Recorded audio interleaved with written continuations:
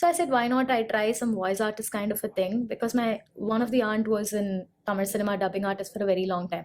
So I thought, let me try this.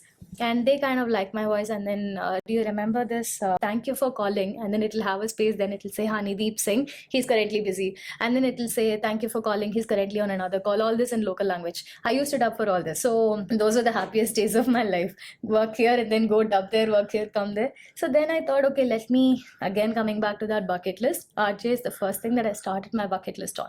So I did a complete 6-month course, understanding everything. So you did a course itself? Yeah. Okay. I would not, think even for a second to spend on anything that I want to learn. Whether it gives me the enough money back or not, I've still not making money out of what I've paid. But I think I would always spend on what I want to do on those bucket lists when I want to learn something.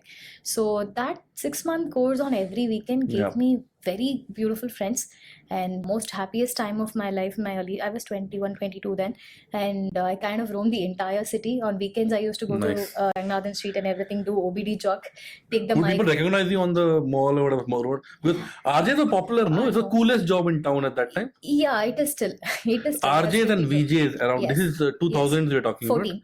Right? 14 and RJs and VJs are cool jobs, even now, but then also, I'm sure. Yeah, but then there was a lot of competition also. See, even today, there are RJs who have worked in the same radio station for 8-10 years. People don't know them. There's one RJ Balaji people know. There's one Suchitra they know. There's one Sulabha they know. It's very rare that people, become a mass hit and then they go on to that next jobs. Right. So I did that, and then I had 2 full-time jobs. Then by the time I'd also switched to Freshworks. And RJ, what were you doing? I was working in 8K radio, which was doing what? Morning show, evening show? First, I started with the evening shows, and later on, I recorded over weekends, and then I was doing the morning show. What do you do in a show? You talk to people live, call me, call this number, play some song. We do all of it. See, the toughest part was the entire RJ thing is telling you, like, you have to be very live updates. You have to read the newspapers. You'll have to traffic on this road. That never worked for me.